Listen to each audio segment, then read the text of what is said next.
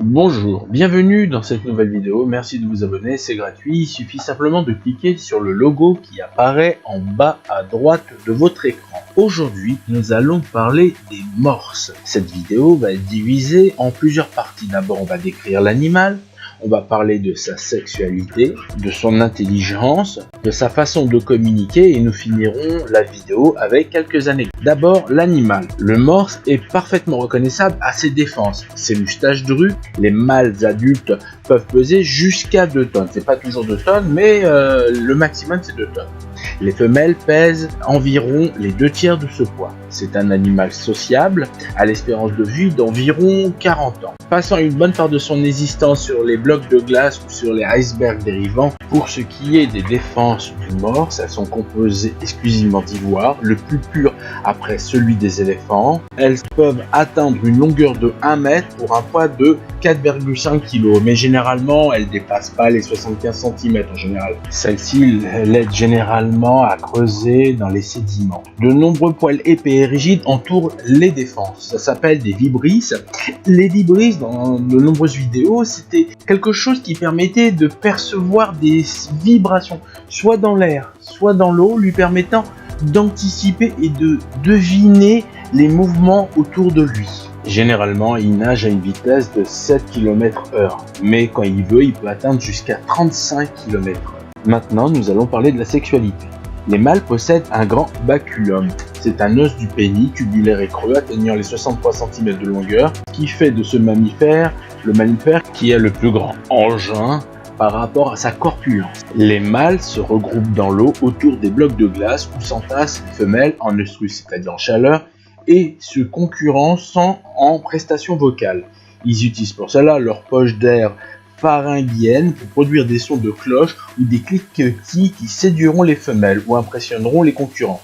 Les femelles les rejoignent et les partenaires s'accouplent alors dans l'eau. Un mâle possède généralement un harem composé d'une vingtaine de femelles. Les mâles maintiennent une distance d'environ 7 à 10 mètres les uns des autres pendant la parade. Si un autre mâle s'approche trop près, des combats agressifs impliquant leur défense peuvent se produire pour établir la domination et l'accès aux femelles. Pour ce qui est de l'intelligence de l'animal, les morses sont capables d'apprendre rapidement de nouvelles tâches et de s'en souvenir sur de longues périodes. On observe chez les morses des comportements suggérant une capacité à résoudre des problèmes. Par exemple, elles utilisent leur défense avec une grande précision pour se hisser sur la glace ou pour se défendre. Leur capacité à naviguer dans des environnements complexes avec des courants et des banquises en constante évolution témoigne également d'une certaine forme d'intelligence spatiale. Les morses vivent en groupes sociaux importants et développent des hiérarchies et des liens sociaux. Ils sont capables de modifier leur stratégie de chasse et leurs habitudes en fonction des conditions environnementales. Maintenant, la communication des morses. Les morses sont des animaux bruyants. Ils utilisent une variété de vocalisations pour communiquer au sein de leurs groupes sociaux. Ces sons incluent des grognements puissants, des beuglements, des aboiements et des soufflets. Les mâles possèdent des sacs d'air sous leur gorge, on en avait parlé, qui peuvent gonfler. Ces sacs servent de caisse de résonance pour amplifier leur vocalisation, les rendant audibles sur de longues distances, que ce soit sur terre ou dans l'eau. Les morses sont des animaux grégaires, ils sont tactiles lorsqu'ils sont en groupe sur la terre ferme ou sur la banquise. Ces contacts peuvent servir à maintenir la cohésion sociale, à s'exprimer.